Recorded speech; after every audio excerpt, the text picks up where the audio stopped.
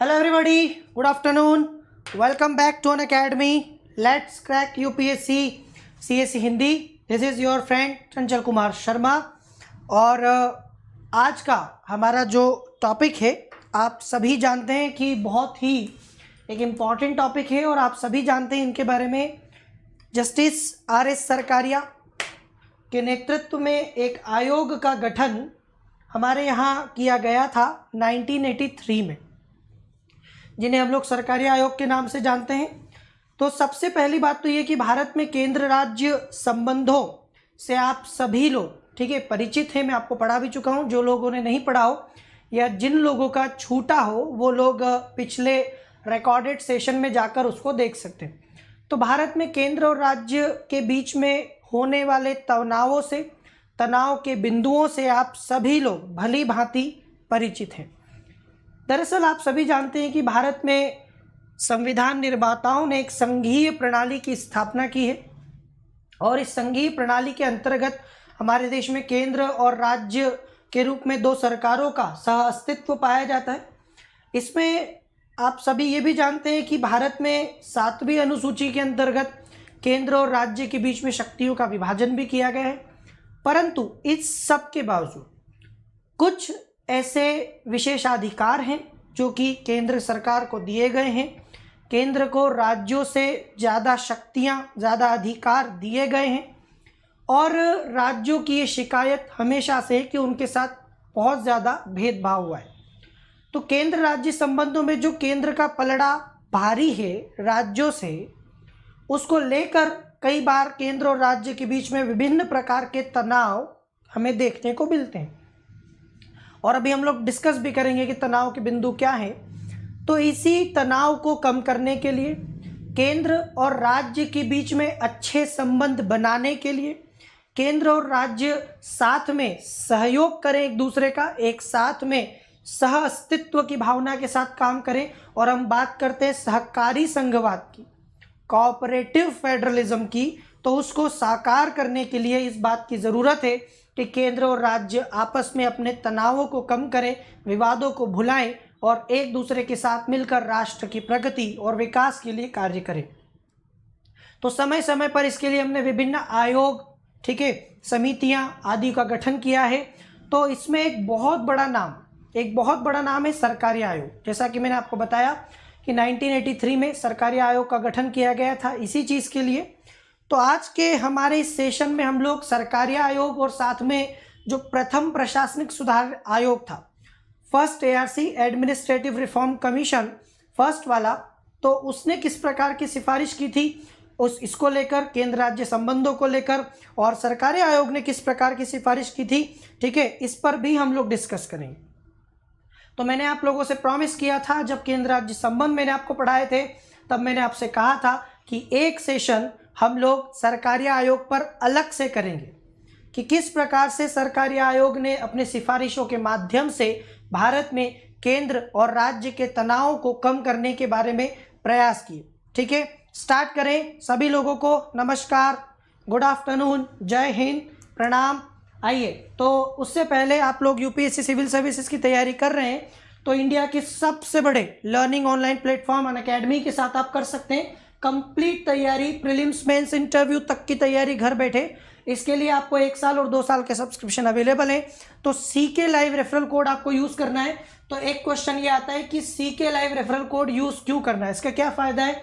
इससे आपको 10% का डिस्काउंट मिलेगा, साथ में मेरे साथ आंसर राइटिंग की प्रैक्टिस, इंपॉर्टेंट UPSC के नोट्स, चाहे वो हार्ड कॉपी हो चाहे वो PDF कॉपी में हो, इसके साथ बायलिंगुअल स्टडी, सटीक रणनीति, सिलेक्शन के लास्ट तक मेरा व्यक्तिगत मार्गदर्शन और सिलेबस के हर बिंदु पर गहन विश्लेषण, ये आपको extra CK live referral code को यूज़ करने से मिलेगा. 1 साल का सब्सक्रिप्शन 44,000 में अवेलेबल है और 2 साल का 64,000 में, आप सभी को पता है. लेकिन जैसे ही आप इस रेफरल कोड को यूज़ करेंगे CKLIVE, तो CK लाइव रेफरल कोड को यूज़ करने के बाद 1 साल का सब्सक्रिप्शन 39,600 में और 2 साल का सब्सक्रिप्शन 57,600 में आप कर सकते हैं. मतलब आपका टारगेट 2020, 21, 22, 23 कोई भी हो, आप अपनी कंप्लीट यूपीएससी की तैयारी घर बैठे इंडिया के टॉप एजुकेटर्स के साथ इस प्लेटफॉर्म पर कर सकते हैं। इसमें आपको test series, prelims mains interview की तैयारी, GS, optional, essay, current affairs सब कुछ अवेलेबल होगा अनलिमिटेड एक्सेस के साथ। और जितने एजुकेटर्स हैं उन सभी की क्लासेस अगर आप एक साथ पे नहीं कर सकते तो एक बढ़िया ऑप्शन है ईएमआई का। क्रेडिट कार्ड अगर आप यूज़ करते हैं तो मंथली कुछ अमाउंट पे करके आप इसको ज्वाइन कर सकते हैं। एक और ऑप्शन है आपके पास जो अभी नया नया आया है, आइकॉनिक सब्सक्रिप्शन।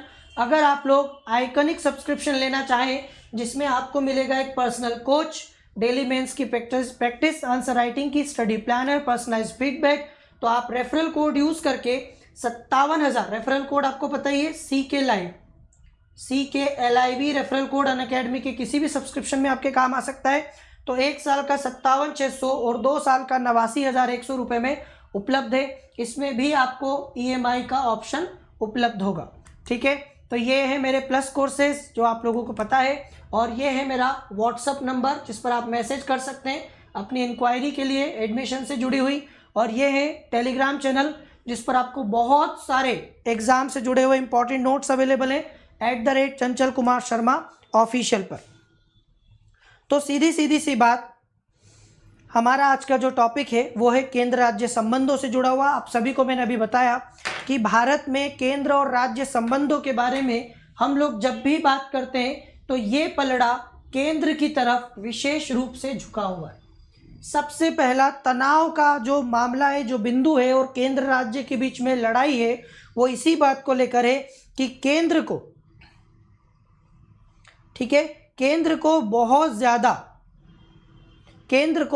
ज़्यादा अधिकार दिए गए हैं और राज्यों को अधिकार कम दिए गए हैं, जिसको लेकर केंद्र के ऊपर यह आरोप है कि वो राज्यों के साथ भेदभाव भी करता है और संविधान के द्वारा उनकी शक्तियों का अतिक्रमण भी करता है। कई बार हम देखते हैं कि केंद्र सरकार मतलब संसद राज्यों की सूची के विषय पर भी कानून बना सकती है और बनाए भी हैं। उसको लेकर भी कई बार तनाव है, राज्यपाल के पद को लेकर तनाव है और तनाव बहुत सारी चीज़ों को लेकर। तो अगर हम लोग सहकारी संघवाद लाना चाहते हैं, कोऑपरेटिव फेडरलिज्म लाना चाहते हैं, तो ये बात बिल्कुल सही है कि हमें इन तनावों को, इन विवादों को समाप्त करना पड़ेगा। तो कैसे करें? कोई विशेषज्ञ हो जो हमें बताए कि इनको कैसे ख़त्म किया जा सकता है, क्या क्या जो है ये समाधान हो सकते हैं, सॉल्यूशन क्या हो सकते हैं। तो इसके लिए हमने कई बार आयोगों का अलग अलग गठन किया, जिसमें मैंने आपको बताया कि एक बड़ा महत्वपूर्ण आयोग है हमारा, कौन सा? सरकारी आयोग। पर केंद्र राज्य संबंध को आप 3 प्रकार से देखते हो। जरा सा ये भी मैं आपको बता दूं कि भारत में हम लोग केंद्र राज्य संबंध 3 दृष्टिकोण से, ठीक है, पढ़ते हैं। केंद्र राज्य के बीच में विधायी संबंध, केंद्र राज्य के बीच में वित्तीय संबंध और केंद्र राज्य के बीच में प्रशासनिक संबंध या कार्यकारी संबंध। ठीक है,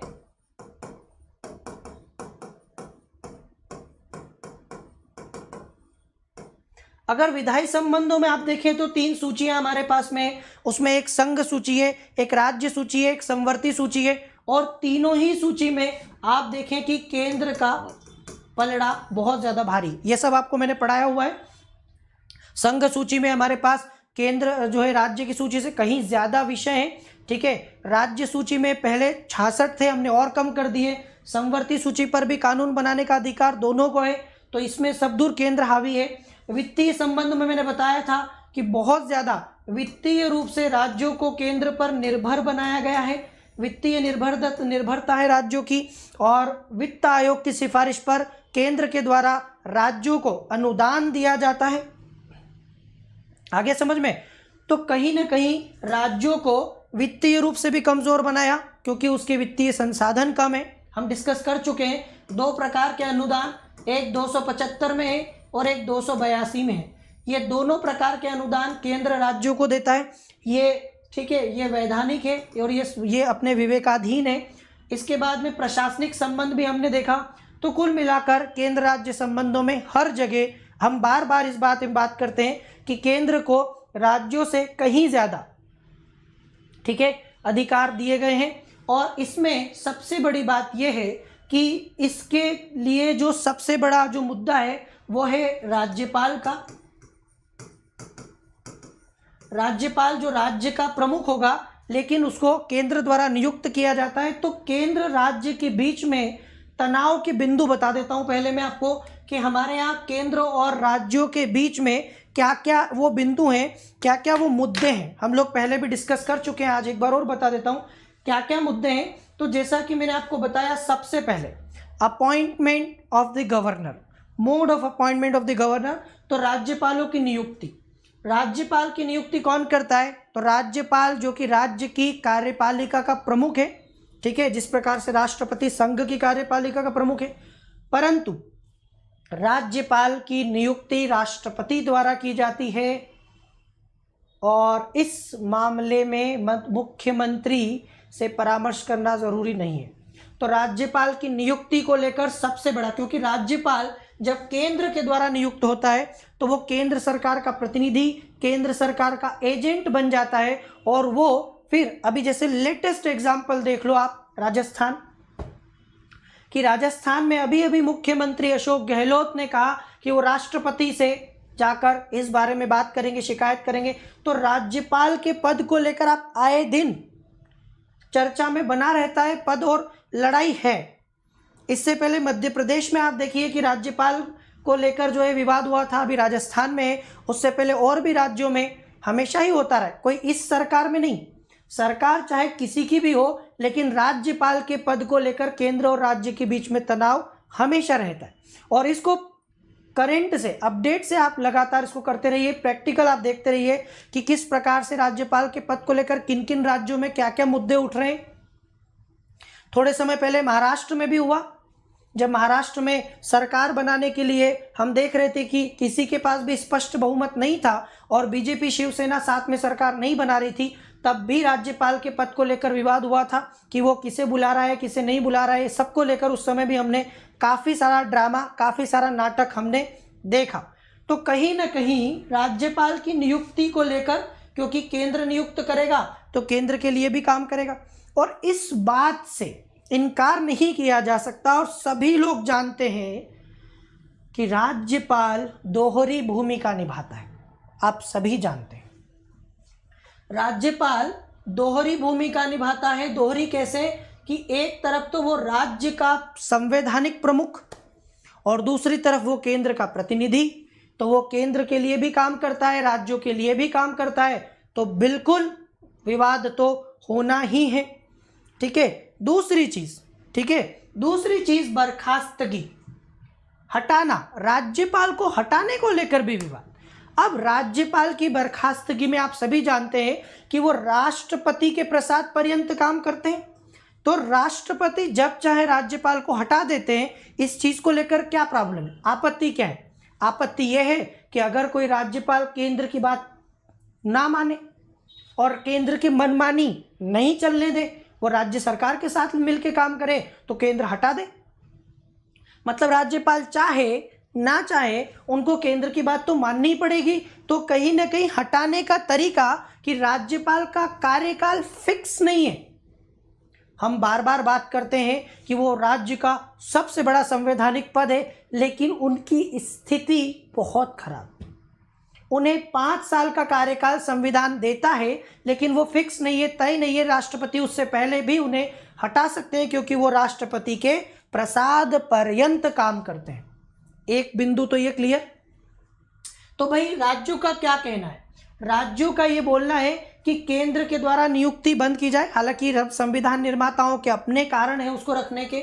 बर्खास्तगी को लेकर भी राज्य कहते हैं कि इसको जैसे राष्ट्रपति को संसद के द्वारा हटाया जाता है प्रस्ताव पारित करके, तो राज्यपाल में क्या समस्या है? क्या राज्यपाल को नहीं हटाया जा सकता विधानसभा के द्वारा बहुमत से? ऐसा क्यों नहीं करते? उनकी मांग है कि राज्यपाल के बर्खास्तगी का तरीका बदला जाए। फिर राज्यपालों की भेदभाव से ग्रसित और पक्षपातपूर्ण भूमिका, हमारे यहाँ पर राज्यपालों की भूमिका हमेशा संदेह के घेरे में रहती है, और वो रहती इसलिए क्योंकि उनको बेचारों को हमेशा केंद्र के निर्देशों पर काम करना पड़ता है। वो राष्ट्रपति के प्रसाद पर्यंत होते हैं। तो कई बार राज्यपाल क्या करते हैं, पार्टी लाइन के हिसाब से काम करते हैं। जो पार्टी उनको कह देती है वो उनको करना पड़ता है। हमारे यहाँ पर निष्पक्ष राज्यपाल कहाँ दिखेंगे आपको? राज्यपाल भी तो वो पार्टी का सदस्य है ना, तो अपनी पार्टी के प्रति निष्ठा तो रहेगी। जिस पार्टी ने उनको इस पद तक पहुंचाया, गवर्नर बनाया, अंदर ही अंदर उस पार्टी के प्रति निष्ठा को वो छोड़ नहीं सकते। तो स्वाभाविक सी बात है कि जब विपक्ष और उसकी पार्टी के बीच की बात होगी तो वो हमेशा अपनी पार्टी के लिए काम करेंगे। तो उनकी भेदभाव वाली नीति और पक्षपातपूर्ण भूमिका हमेशा विवाद का कारण। फिर हमारे यहाँ पर अनुच्छेद 356 का प्रयोग बहुत ज़्यादा किया गया है, कई बार तो गलत तरीके से किया गया। राज्यों को कई बार संवैधानिक रूप से चुनी हुई सरकारों को भंग किया गया। आप सभी को पता है कि जब पहले 1977 में मोरारजी देसाई सरकार आई भारत में, पहली गैर कांग्रेसी, तो 9 राज्यों की चुनी हुई कांग्रेस सरकारों को भंग कर दिया गया। उसके बाद जब इंदिरा गांधी वापस आई तो उन्होंने दूसरी पार्टी के राज्यों की सरकारों को भंग कर दिया गया। तो अनुच्छेद 356 का प्रयोग कहते क्या है पता है? कहने को तो ये आपातकाल है, आपातकालीन प्रावधान में आता है। हमारे यहाँ कभी भी आ जाता है आपातकाल। संविधान निर्माताओं ने जब इसको जोड़ा था तो उन्होंने ऐसी विकट और विषम और असाधारण परिस्थितियों के लिए इसको जोड़ा था कि भाई कभी भी ऐसा हो सकता है, तो केंद्र को ऐसा एक शक्तिशाली हथियार चाहिए जिसके द्वारा वो ऐसी परिस्थितियों से प्रभावी रूप से निपट सके।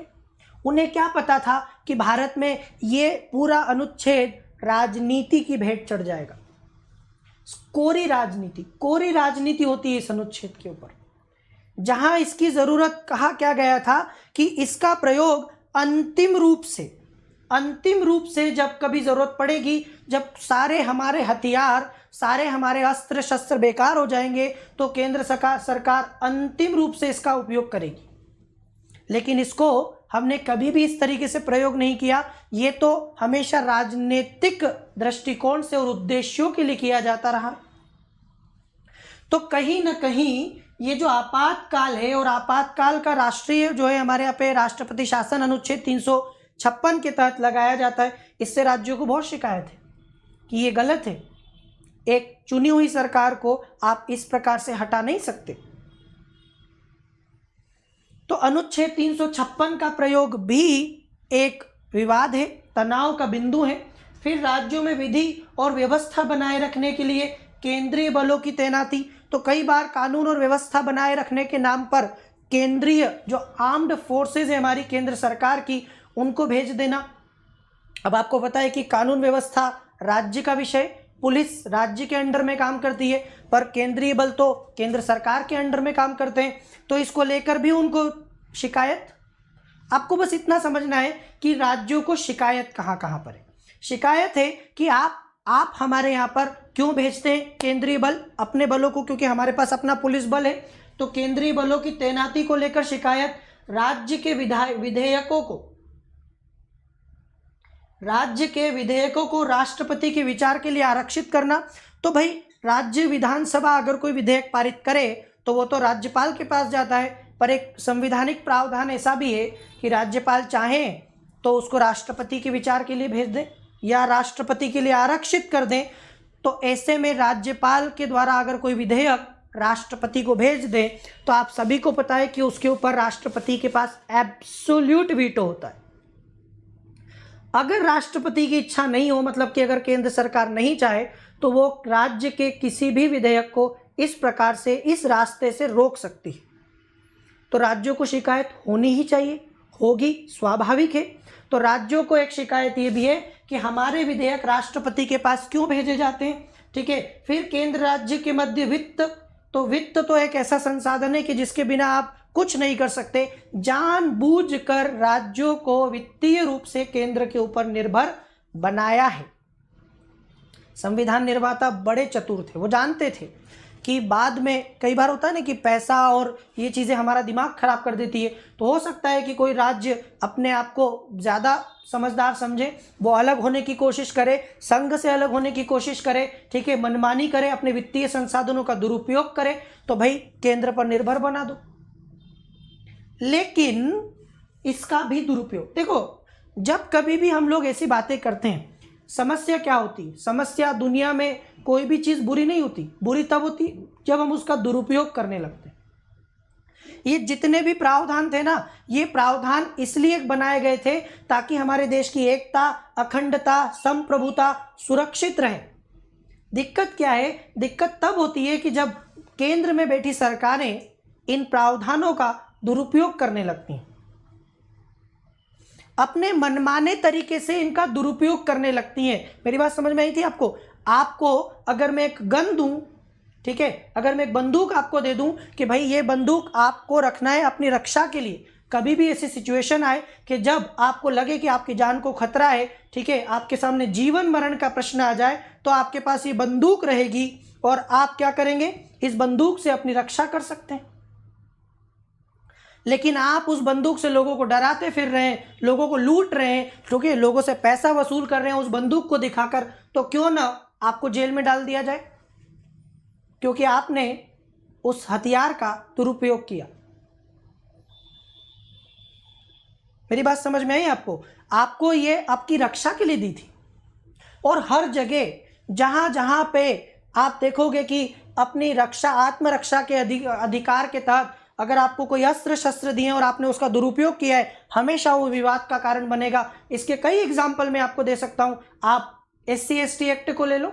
SC/ST एक्ट 1989 एट्रोसिटीज वाला इसलिए दिया गया था कि कई सारे अनुसूचित जाति जनजाति के लोगों के ऊपर अत्याचार होता था, आज भी होता है, तो उनको अपनी रक्षा के लिए वो दिया गया था। पर कई मामले ऐसे आए कि उसका दुरुपयोग हुआ, तो उसका दुरुपयोग नहीं करना है, उसका अपनी आत्मरक्षा में प्रयोग करना है। महिलाओं को दहेज के खिलाफ एक हमने कानून दिया, IPC सेक्शन 498A, ठीक है, हमने IPC सेक्शन 498A जोड़ा दहेज के लिए कि भैया अगर मान लीजिए कि दहेज के लिए प्रताड़ित किया जा रहा है तो आप कानून की मदद ले सकते हैं। कई जगह सुप्रीम कोर्ट ने स्वयं माना कि उसका दुरुपयोग हुआ।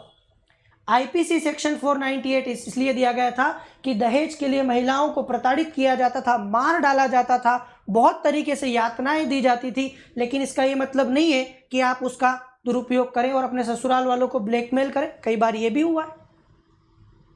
तो जब जब आप किसी ऐसे हथियार का दुरुपयोग करते हो तो फिर आप देखेंगे कि फिर क्वेश्चन उठने लगते हैं। संविधान निर्माताओं की सोच में कोई गलत नहीं था, कुछ भी गलत नहीं था, लेकिन हमारी सरकारों ने इन प्रावधानों को अपने हिसाब से तोड़ मरोड़ा और इनका दुरुपयोग किया।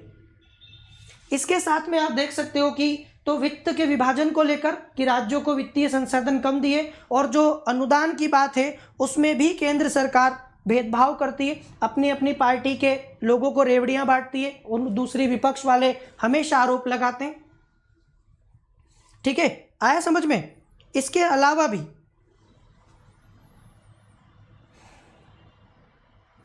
अलावा भी आप देखोगे कि और भी कुछ चीजें हैं। कौन कौन सी? जैसे राज्य सूची के विषयों पर संघ का अतिक्रमण। हमारे यहाँ पर राज्य सूची में एक कानून बनाने का जो अधिकार राज्यों को दिया है, उस पर भी 249, 250, 252, 253, 356 5 अनुच्छेद हैं। और आपको याद होगा 5 अनुच्छेद कौन से? 249 जब आप राज्यसभा पारित कर दे प्रस्ताव, 250 कि जब आप देखें कि राष्ट्रपति जब राष्ट्रीय आपातकाल लगाओ, 252 दो या दो से ज़्यादा राज्य अनुरोध करें, 253 जब कोई अंतर्राष्ट्रीय संधि समझौते को प्रभावी करना हो, और 356 इन मामलों में राज्य सूची पर भी केंद्र कानून बना सकता है। तो ये वो चीज़ें हो गई जो कि केंद्र और राज्य के बीच में तनाव के बिंदु हैं, तनाव का कारण है। अब इसके लिए हमने समय समय पर जो प्रयास किए हैं उसमें आप देखिए कि आपको एक तो मिलेगा प्रथम प्रशासनिक सुधार आयोग। कब गठित हुआ था? आप में से कई लोगों को नहीं पता हो तो बता दूं, 1966 1966 में प्रथम प्रशासनिक सुधार, जिसको आप लोग कहते हैं फर्स्ट ARC, ठीक है। तो फर्स्ट ARC जो है, जिसके अध्यक्ष थे मोरारजी देसाई, बाद में हनुमंतैया हो गए। तो ये जो आयोग था, इसने भी केंद्र और राज्य के संबंधों में सुधार लाने के लिए, तनाव को कम करने के लिए कुछ सुझाव, कुछ सिफारिशें की थी। जैसे अनुच्छेद 263, अनुच्छेद 263 के तहत एक अंतर्राज्यीय परिषद का गठन किया जाए। इसने कहा था कि एक अंतर्राज्यीय परिषद का गठन किया जाए, हालांकि सरकार ने नहीं किया। इसके बाद राज्यपाल के रूप में पद धारण करने वाले व्यक्ति का सार्वजनिक जीवन और प्रशासन में लंबा अनुभव हो और गैर पक्षपात पूर्ण दृष्टिकोण हो। तो इन्होंने कहा था कि राज्यपाल ऐसे व्यक्ति को बनाया जाए। अब थोड़ा सीरियस होकर पढ़ ले तो अच्छा रहेगा आप लोगों के लिए, क्योंकि फिर ये चीजें मिलेंगी नहीं आपको, फिर आप कंफ्यूज होते रहोगे। फिर आप लोग, यहीं से तो नंबर आते हैं। जब आप लोग केंद्र राज्य संबंधों पर लिखेंगे ना, तो अगर आप फर्स्ट एआरसी, सरकारी आयोग, इनकी सिफारिशों को लिखते हैं तो अच्छे नंबर मिलते हैं आपको, ऑथेंटिक होता है आपका आंसर। कुछ तो भी मन से धूल में लट्ठ नहीं चलाना कि कुछ भी लिखते जा रहे हैं जो मन में आ रहा है। ऐसी चीज़ों को यूज़ करने से आंसर में वजन आता है, ऑथेंटिक बनता है, ज़्यादा नंबर आते हैं। तो क्या बोला इसने कि अगर आप राज्यपाल के पद को लेकर लड़ाई है ना, तो ऐसे व्यक्ति को नियुक्त करो कि जिसको लंबा सार्वजनिक जीवन का अनुभव हो, एक्सपीरियंस हो और जिसका रवैया गैर पक्षपात पूर्ण हो, जो मतलब किसी के पक्ष में काम ना करे। ठीक है, गैर पक्षपात पूर्ण रवैया अपनाए। इसके साथ राज्यों को अधिकतम सीमा तक शक्तियों का प्रत्यायोजन करो, मतलब और ज्यादा शक्तियां राज्यों को देनी चाहिए। सीधी बात जो इन्होंने कहा कि हाँ, राज्यों को शक्तियां कम दी गई है, उनके पास अपने संसाधन कम है, तो हमें राज्यों को ज्यादा शक्तियां देनी चाहिए। फिर केंद्र पर राज्यों की निर्भरता कम करने के लिए राज्यों को अधिक वित्तीय संसाधनों का स्थानांतरण, कि भाई चूंकि राज्य केंद्र पर निर्भर है वित्तीय रूप से, तो केंद्र के द्वारा, ठीक है, ज्यादा थोड़े से संसाधन राज्यों को दिए जाए, वित्तीय संसाधन थोड़े से राज्यों को ज्यादा दिए जाए। राज्यों के अनुरोध पर ही राज्य में केंद्रीय सशस्त्र बलों की तैनाती हो। प्रथम प्रशासनिक सुधार आयोग का यह मानना था कि राज्यों में अगर आप तैनात कर रहे हो केंद्रीय बल, तो आप उसको राज्यों के अनुरोध पर करो। मतलब जब तक राज्य आगे रहकर रिक्वेस्ट ना कर दे, आपसे अनुरोध ना कर दे, तब तक आप उसको केंद्रीय बल को राज्यों में मत पहुंचाइए। ये कौन था? ये फर्स्ट एआरसी है और फर्स्ट एआरसी के अध्यक्ष थे मोरारजी देसाई और 1966 में इसका गठन हुआ था। हालांकि बाद में मोरारजी देसाई की जगह के हनुमंतैया इसके अध्यक्ष बने। एक सेकेंड एआरसी भी आया, वीरप्पा मोइली वाला, आपको पता होगा। द्वितीय प्रशासनिक सुधार आयोग में आपको बताऊंगा, बहुत इंपॉर्टेंट है वो भी। लेकिन सबसे ज़्यादा इस पूरे मामले में केंद्र राज्य के बीच में सबसे बड़ा जो एक नाम है वो है सरकारी आयोग। 1983 में, पहले भी मैंने आपको बताया 1983 में, 1983 में कौन थे ये थे सुप्रीम कोर्ट के रिटायर्ड जज, सुप्रीम कोर्ट के सेवानिवृत्त न्यायाधीश आर.एस. सरकारिया, पूरा नाम रंजीत सिंह सरकारिया। ठीक है, तो रंजीत सिंह सरकारिया की अध्यक्षता में हमने पहला जो है सरकारी आयोग ये गठित हुआ था। तो आर.एस. सरकारिया की अध्यक्षता में गठित हुआ था ये केंद्र राज्य संबंधों में सुधार लाने के लिए आयोग में 3 सदस्य थे। आयोग ने अपनी रिपोर्ट 1987 में अक्टूबर 1987 में प्रस्तुत की और इसमें लगभग 250 कितनी सिफारिशें थी? कुल 247 सिफारिशें इन्होंने की थी। ठीक है, कुल। तो 83 में तो गठन हुआ था, रिपोर्ट 4 साल बाद आई, 1987 में रिपोर्ट आई और कुल 247 थी। और ये अपने आप में अभी तक जितने भी केंद्र राज्य के ऊपर आयोग और जो भी हुआ है गठित, उसमें सबसे प्रभावी माना जाता है। इनकी बहुत सारी सिफारिशें स्वीकार की गई हैं। क्यों महत्वपूर्ण है? क्योंकि सरकारी आयोग की काफ़ी सारी सिफारिशों को स्वीकार किया गया है और इसने केंद्र राज्य के बीच में तनावों को कम करने में एक बहुत बड़ी भूमिका निभाई।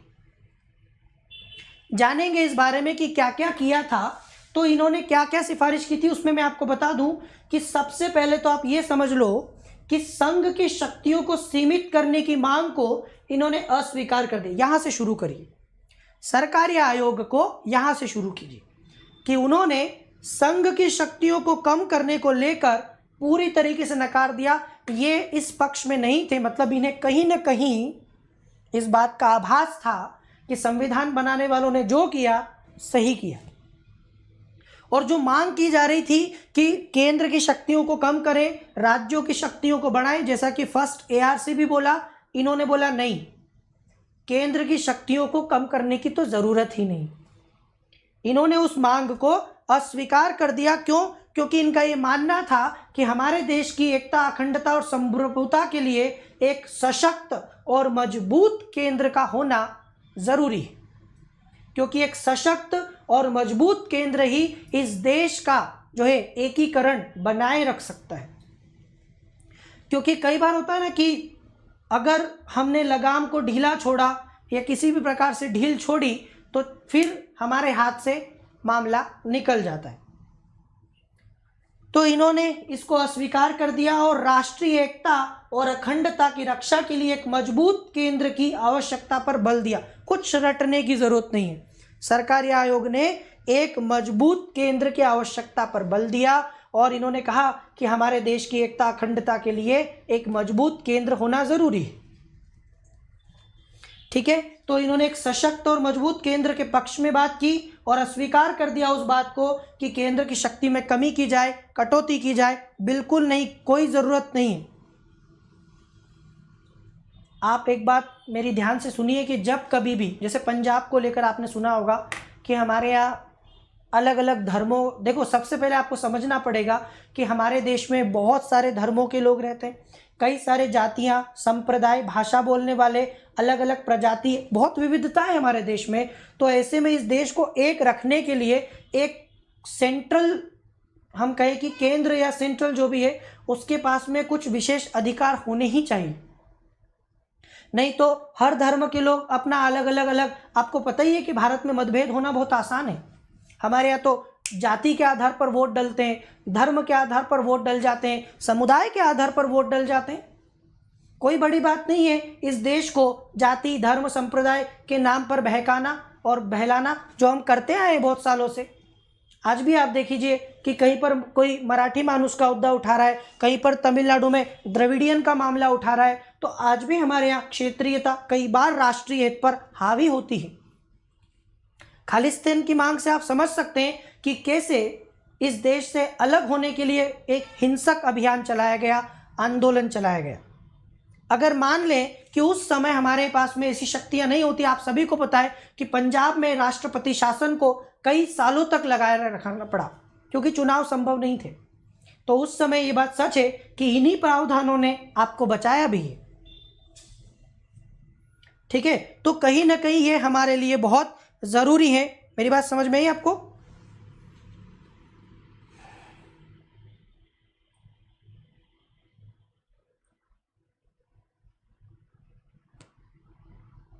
समझ में आ गया? ठीक है, तो बहुत सारी चीजें जो इन्होंने देखा, उसको समझा, उसके बाद ही अपनी रिपोर्ट में बोला कि नहीं नहीं, केंद्र को मजबूत होना जरूरी है एकता, अखंडता बनाए रखने के लिए। इन्होंने क्या क्या सिफारिश की, अब इनकी सिफारिशों पे बात करते हैं। जैसा मैंने आपको अभी बताया कि जो सरकारी आयोग है उन्होंने कुल 247 सिफारिशें की। ठीक है, तो 247 सिफारिशों में क्या क्या मेन था वो मैं आपको बता देता हूँ, बस इंपॉर्टेंट बताऊंगा क्या क्या। एक तो अनुच्छेद 263 जो हमारे संविधान में है लेकिन प्रयोग नहीं हुआ। हमारा संविधान कहता है कि एक अंतर्राज्यीय परिषद 263 के तहत राष्ट्रपति गठित कर सकते हैं, जो कि एक बढ़िया साधन है केंद्र राज्य के बीच में संबंधों को सुधारने के लिए, एक बढ़िया मंच, एक बढ़िया प्लेटफॉर्म का काम कर सकता है। तो 263 के तहत एक स्थायी अंतर्राज्यीय परिषद का गठन किया जाना चाहिए।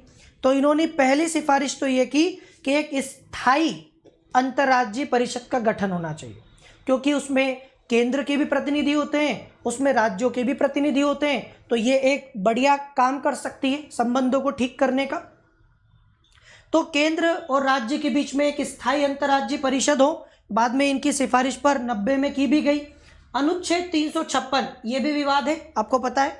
देखो, सबसे पहले अंतर्राज्यीय परिषद की भूमिका क्यों इन्होंने इतनी इंपॉर्टेंट समझी, उसके पीछे ये कारण था कि केंद्र राज्य के बीच में विवाद तो दुनिया भर के हैं, लेकिन कोई भी ऐसा प्लेटफॉर्म नहीं है जहां पर दोनों मिलकर अपने विवादों को सुलझा सकें। मेरी बात समझ में आई कि कई बार आप देखते हैं कि परिवार न्यायालय क्यों होते हैं?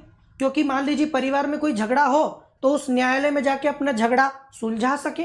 वो एक प्लेटफॉर्म, एक मंच है जो कि आप में सुलह करा सकता है। तो केंद्र राज्य के बीच में ऐसा कोई मंच नहीं था जो कि इनके विवादों को सुलझा सके, इसीलिए अंतर्राज्यीय परिषद, ठीक है, इसीलिए अंतर्राज्यीय परिषद के गठन के लिए इन्होंने सिफारिश की। फिर 356 को लेकर बहुत विवाद था कि 356 का प्रयोग गलत तरीके से बार बार किया जाता है, उसको लेकर विवाद है। तो 356 को लेकर भी क्या बोला, 356 को लेकर बोला कि उसको अंतिम विकल्प के रूप में प्रयोग किया जाए। मतलब जब तक आपको ऐसा लग रहा है कि हमारे पास दूसरे ऑप्शन है और हम दूसरे विकल्पों का प्रयोग कर सकते हैं, तब तक 356 का प्रयोग मत करिए।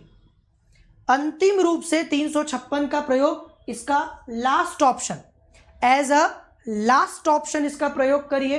अखिल भारतीय सेवाओं को और मजबूत बनाया जाना चाहिए तथा कुछ नई अखिल भारतीय सेवाओं का सृजन किया जाना चाहिए। हमारे यहाँ अखिल भारतीय सेवाओं को लेकर भी विवाद है।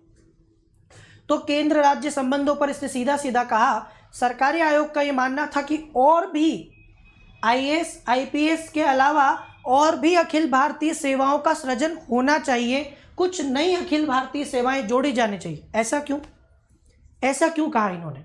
इनका ये मानना था, ठीक है, इनका ये मानना था कि भारत में अखिल भारतीय सेवाएं कहीं ना कहीं एक पुल का काम करती, क्योंकि अखिल भारतीय सेवा के सदस्य केंद्र के लिए भी काम करते हैं, राज्य के लिए भी काम करते हैं, अपने राज्य का अनुभव केंद्र में ले जाते हैं, केंद्र का अनुभव राज्य में लेकर आते हैं, और ये विशेष रूप से दक्ष होते हैं। तो अखिल भारतीय सेवाओं को क्या किया जाए, अखिल भारतीय सेवाओं को जोड़ दिया जाए नई नई, और इनको और मजबूत बनाया जाए। कई बार आप ये सुनोगे कि राज्यों को शिकायत रहती है कि अखिल भारतीय सेवाएं नहीं होनी चाहिए, ठीक है, तो इनको बढ़ाने की सिफारिश। तो 3 तो ये हो गई। 3 कौन कौन सी हुई, की पॉइंट्स में बता देते हैं। की पॉइंट्स, पहला अंतर्राज्यीय परिषद, दूसरा अनुच्छेद 356 का प्रयोग, और तीसरा नई अखिल भारतीय सेवा। याद रहेगा, फर्स्ट, सेकेंड, थर्ड, ये ऐसे याद करो कीवर्ड्स। जब मैं सरकारी आयोग की सिफारिशें एग्जाम में लिखूंगा या लिखूंगी तो कीवर्ड्स याद रखूंगा।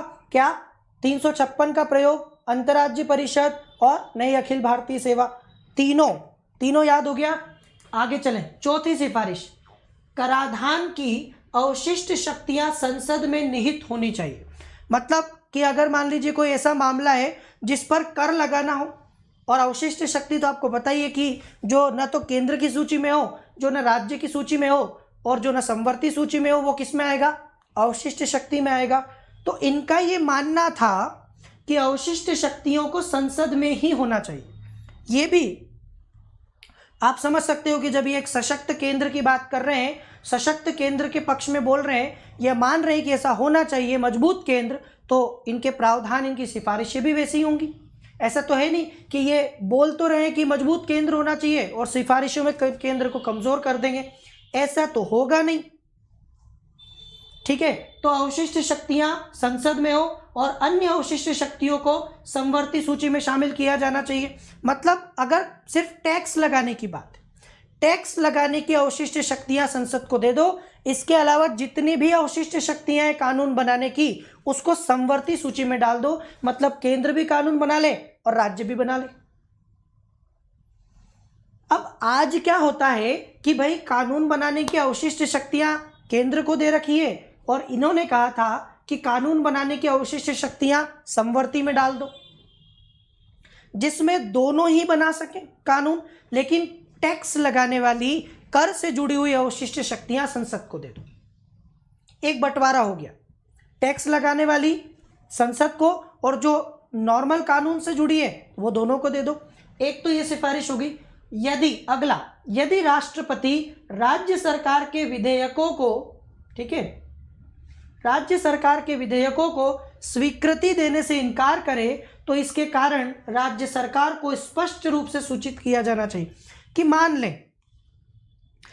लें कि कभी राष्ट्रपति के पास कोई विधेयक राज्यपाल भेज दे, राज्यपाल राज्य का कोई विधेयक राष्ट्रपति को भेजे और उस पर राष्ट्रपति मना कर दे, ये तो पावर है उनके पास, एब्सोल्यूट वीटो है, तो वो कभी अस्वीकार कर दे तो कारण बता दे।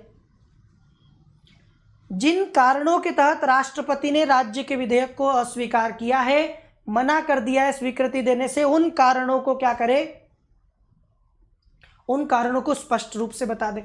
ठीक है। इसके बाद क्षेत्रीय परिषद, हमारे यहाँ पे अंतर्राज्यीय परिषद के साथ कुछ क्षेत्रीय परिषदों का भी प्रावधान है। इनको नए सिरे से गठित किया जाना चाहिए और संघवाद की भावना को बढ़ाने के लिए इन्हें पुनः सक्रिय किया जाना चाहिए। तो क्षेत्रीय परिषदें जो हैं इनका वापस गठन करो। आपको पता है हमारे यहाँ पर एक पूर्वी परिषद, एक पश्चिमी परिषद, उत्तर, दक्षिण, मध्य, पूर्वोत्तर, ये सब परिषदें हैं जहाँ पे कुछ स्थानीय राज्यों आपस में मिल बैठ के बातचीत करके अपनी समस्याओं का, सीमा विवाद, नदी जल विवाद जैसे विवादों को सुलझाने की कोशिश करते हैं। और इन सब का प्रमुख होता है गृह मंत्री। ठीक है। केंद्रीय गृह मंत्री इन क्षेत्रीय परिषदों का हेड होता है। तो इसको वापस से पुनर्गठित किया जाए। क्लियर? ये तो हो गया कुछ। और 3 उधर बताई, 3 इधर बता दी। कौन कौन सी? कराधान की शक्तियों से जुड़ा हुआ मामला, राज्य विधेयकों को अस्वीकार करने के मामले में और क्षेत्रीय परिषदों के मामले में। 3 उधर और 3 इधर मैंने आपको बता दी। ठीक है। अब अगली, संघ को राज्यों की सहमति के बिना राज्यों में सशस्त्र बलों की तैनाती की शक्ति होनी चाहिए, हालांकि राज्यों से परामर्श होना चाहिए। तो जो पहले हमने प्रथम प्रशासनिक सुधार आयोग पढ़ा था, तो प्रथम प्रशासनिक सुधार आयोग क्या बोला था? प्रथम प्रशासनिक सुधार आयोग बोला था कि संघ को अगर केंद्रीय बल राज्यों में पहुंचाना हो तो बिना राज्यों की सहमति के नहीं होना चाहिए। इन्होंने पलट दिया। सरकारी आयोग ने इस सिफारिश को क्या कर दिया? चेंज कर दिया। इन्होंने बोला कि अगर राज्यों में केंद्रीय बल की तैनाती करना हो तो राज्यों से परामर्श होना चाहिए, मतलब सलाह मशवरा होना चाहिए, लेकिन फाइनल डिसीजन तो फिर केंद्र को लेना चाहिए। बिना राज्यों की सहमति के भी केंद्रीय बल राज्यों में तैनात होने चाहिए।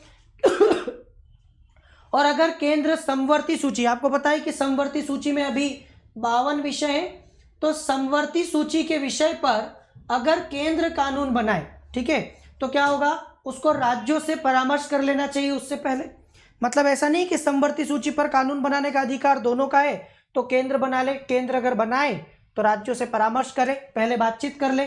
फिर राज्यपाल की नियुक्ति के संबंध में मुख्यमंत्री से परामर्श करने की प्रक्रिया संविधान में ही निर्धारित कर देनी। सबसे बड़ी सिफारिश और सबसे बड़ा विवाद राज्यपाल की नियुक्ति। तो राज्यपाल की नियुक्ति को लेकर क्या बोला कि केंद्र के द्वारा ही होनी चाहिए, उसमें तो परिवर्तन मत करो। लेकिन हाँ, अगर किसी राज्य के राज्यपाल की नियुक्ति हो रही है तो उस राज्य के सीएम से पूछने में क्या जाता है? मतलब अगर आप उस राज्य के मुख्यमंत्री को कॉन्फिडेंस में लेते हो, उस राज्य के मुख्यमंत्री को भी साथ में जोड़ लेते हो, तो क्या प्रॉब्लम है? तो इन्होंने एक बहुत अच्छी बात बोली कि हम कॉन्स्टिट्यूशन में डाल देते हैं, हम संविधान में ही ऐसा डाल दें कि क्या करें, अगर किसी राज्य के राज्यपाल की नियुक्ति होगी तो राष्ट्रपति संबंधित राज्य के मुख्यमंत्री से परामर्श करेंगे। क्या दिक्कत है? राष्ट्रपति बहुत सारी नियुक्तियों में परामर्श करते हैं। कभी आपने देखा है कि वो सीवीसी के लिए अलग समिति बनी हुई है, ठीक है, मानवाधिकार के लिए अलग समिति बनी हुई है, राष्ट्रपति न्यायाधीशों की नियुक्ति करते हैं तो कॉलेजियम सिस्टम है। तो क्या दिक्कत है कि अगर उस राज्य के मुख्यमंत्री से परामर्श कर ले? लेकिन हमारे यहाँ अभी तक ऐसा नहीं हुआ, क्योंकि हम अभी भी राज्यपाल के पद को खिलौना बनाए रखना चाहते हैं। हम राज्यपाल के पद को अपने हिसाब से चलाना चाहते हैं, इसलिए आज तक हमने इसको सीरियस नहीं लिया। और किसी भी राज्य के राज्यपाल की नियुक्ति में हम मुख्यमंत्री से बातचीत ही नहीं करते। इवन मुख्यमंत्री को भी सरप्राइज मिलता है, उसको भी सरप्राइज मिलता है कि अरे ये हमारा नया राज्यपाल है, वाह। तो कहीं ना कहीं इस बात को लेकर बहुत अच्छी बात जो इन्होंने कही कि मुख्यमंत्री से सिफारिश कर लेनी चाहिए और ऐसा संविधान में डाल दो। फिर राज्यपाल के जो 5 वर्ष का कार्यकाल है उसको आपको बाधित नहीं करना चाहिए। अगर आप राज्यपाल को 5 साल से पहले हटाना चाहते हो तो उसके लिए कुछ ऐसी अनिवार्य परिस्थिति होनी चाहिए। ऐसा नहीं कि मेरा मन कर रहा है या मुझे लगता है कि हटा दे तो हटा दूं। अगर राज्यपाल को 5 साल से पहले हटाना है तो उसके लिए बहुत जरूरी परिस्थिति होनी चाहिए, नहीं तो राज्यपाल को 5 साल का कार्यकाल देना चाहिए कम से कम। ठीक है, कम से कम राज्यपाल को 5 साल का 5 वर्ष का कार्यकाल दिया जाए। फिर केंद्र के द्वारा रेडियो टेलीविजन जैसे विभागों को स्वायत्तता प्रदान की जानी चाहिए। आपको पता है कि हमारे यहाँ पर संचार केंद्र का विषय है। आप सभी जानते हैं कि संचार पर कानून बनाने का अधिकार किसका है? संचार पर कानून बनाने का अधिकार तो केंद्र का है। तो संचार संघ सूची का विषय है, तो रेडियो टेलीविजन जैसे विभागों को और ज़्यादा ऑटोनॉमस स्वायत्तता प्रदान की जानी चाहिए। उनके परिचालन में विकेंद्रीकरण डिसेंट्रलाइजेशन को बढ़ावा दिया जाना चाहिए। ये सारी सिफारिशें थी महत्वपूर्ण सरकारी आयोग। और भी है, वो तो बहुत सारी 250 के आसपास, सारी तो हमें पढ़ना भी नहीं है, सारी लिखना भी नहीं है, इतना तो लिख भी नहीं सकते आप, नहीं याद कर सकते हो। बस ये कुछ, अगर आप 7-8 सिफारिश भी याद कर लें सरकारी आयोग की तो आपका आंसर बन जाएगा। मैं सिर्फ वही सिफारिशें लेकर आया हूं कि जो आपको लिख देना है एग्जाम में, जो आपको याद कर लेना है। पूरा सरकारी आयोग की 247 सिफारिशें थोड़े ना पढ़ना है हम लोगों को। बस ये काम की राज्यपाल की नियुक्ति, 356 का प्रयोग, कानून बनाने की शक्ति, केंद्रीय बलों की तैनाती, अखिल भारतीय सेवा का सृजन, ये कुछ हैं जो आप लोग याद कर लेंगे तो आपका काम बन जाएगा। ये कुछ महत्वपूर्ण थी। और इसमें सरकार ने क्या किया? ठीक है, सरकार ने क्या किया कि दिसंबर 2007 तक, ठीक है, दिसंबर 2007 तक केंद्र सरकार ने इनकी 179 टोटल 247 थी ना, तो 247 में से 179 सिफारिशों को लागू कर दिया। इसलिए मैंने कहा था कि बहुत बड़े पैमाने पर,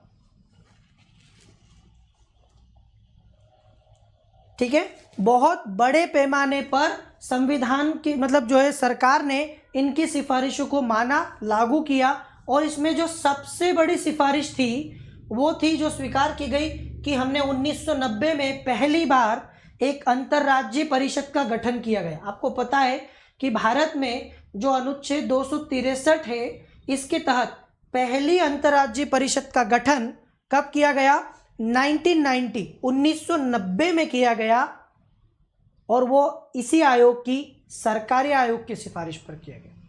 तो मुझे लगता है कि अगर आप एक बार सरकारी आयोग को समझ जाएं और सरकारी आयोग के बारे में आपको अगर चीज़ें क्लियर हो, तो आप केंद्र राज्य के बीच में होने वाले सारे विवादों के बारे में, तनाव के बारे में बहुत बढ़िया तरीके से लिख सकते हैं। ठीक है, आपको बस इतना समझना है कि इस आयोग का गठन केंद्र राज्य के बीच में तनाव को कैसे कम किया जाए, संबंधों में कैसे सुधार लाया जाए, इसको लेकर इनको गठन हुआ था। और इन्होंने, सबसे बड़ी बात यह है, मॉरल ऑफ द स्टोरी, कि एक मजबूत और सशक्त केंद्र के बारे में अपने विचार रखे। इनका ये मानना था कि इस देश में एक मजबूत और सशक्त का केंद्र का होना ज़रूरी है। और दूसरी चीज़ कि इन्होंने राज्यों को ज़्यादा अधिकार देने की बात को अस्वीकार कर दिया। उसके बाद इन्होंने अपनी 247 सिफारिशों की पूरी रिपोर्ट सरकार को सौंपी और उसमें से सरकार ने बहुत सारी 179 को लागू कर दिया।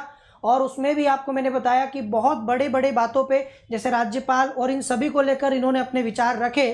तो अगर आप ये आयोग लिख पाएँ, इसको समझ पाएँ, तो आपको बहुत फ़ायदा होगा और आपका आंसर मुझे लगता है कि तैयार है अगर आप सरकारी आयोग पढ़ गए।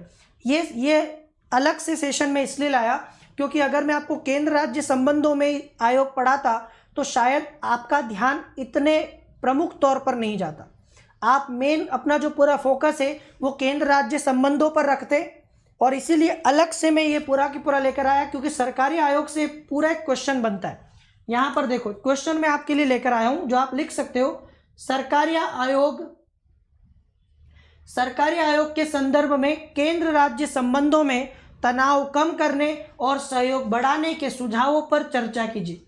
250 शब्दों में आप लिख सकते हैं इस आंसर को। तो लिखिएगा कि सरकारी आयोग के संदर्भ में किस प्रकार से हम केंद्र और राज्यों के संबंध में, ठीक है, तनाव को कम कर सकते हैं, सहयोग को बढ़ा सकते हैं इसमें दो बातें करनी है। दो बातें कौन सी? एक तो आपको सरकारी आयोग के बारे में बताना है, उसकी सिफारिशों को बताना है, और दूसरा आपको अपने कुछ सुझाव भी, ठीक है, आपको अपने कुछ सुझाव भी दे देना है कि अगर मान लीजिए सिर्फ सरकारी आयोग में नहीं है और वर्तमान राजनीतिक परिस्थितियों में आपको दिखाई देते हैं कि ऐसा होना चाहिए, क्योंकि नहीं ये सरकारी आयोग तो 1987 का है, अभी तो बहुत नए नए चैलेंज आ रहे हैं, नई नई चुनौतियां आ रही, केंद्र राज्य संबंधों में नए नए आयाम देखने को मिल रहे हैं हमें। तो अभी हम लोग क्या कर सकते हैं, कुछ और सुझाव दे सकते हैं अपनी तरफ से, क्योंकि नई नई तनाव भी तो नए आए हैं, नई नई परेशानियां केंद्र राज्य के बीच में आ रही हैं। आई समझ में? तो ये क्वेश्चन लिख लीजिए, नोट कर लो, स्क्रीनशॉट ले लो, जो आपको करना है आप इस क्वेश्चन को आराम से लिखिएगा। और जो लोग कमेंट बॉक्स में नीचे बाद में कमेंट बॉक्स में इसका आंसर देना चाहें तो यू आर मोस्ट वेलकम। आपके आंसर का इवैल्यूएशन मैं खुद करूंगा, मैं खुद आपका आंसर चेक करूंगा। जिन जिन लोगों ने इस आंसर को कमेंट बॉक्स में लिखा मैं खुद चेक करूंगा पर्सनली, ठीक है। देखते हैं कौन बढ़िया आंसर लिखता है, तो ट्राई कीजिए और इसको जो है अच्छे से अच्छा लिखने की कोशिश करिएगा। कमेंट बॉक्स में बाद में कमेंट बॉक्स में लिखिएगा। और if you are interested to join the Unacademy platform और मेरे और बाकी के तमाम एडुकेटर्स के साथ तैयारी करना चाहते हो, और भाई एक्सपर्ट तैयारी करना, एक्सपर्ट, ऐसे कोई चालू मालू तैयारी नहीं, तो CK live referral code use करो और 1 साल के लिए ज्वाइन करो अनअकैडमी को 39,600 में, और 2 साल के लिए 57,600 में ज्वाइन करो।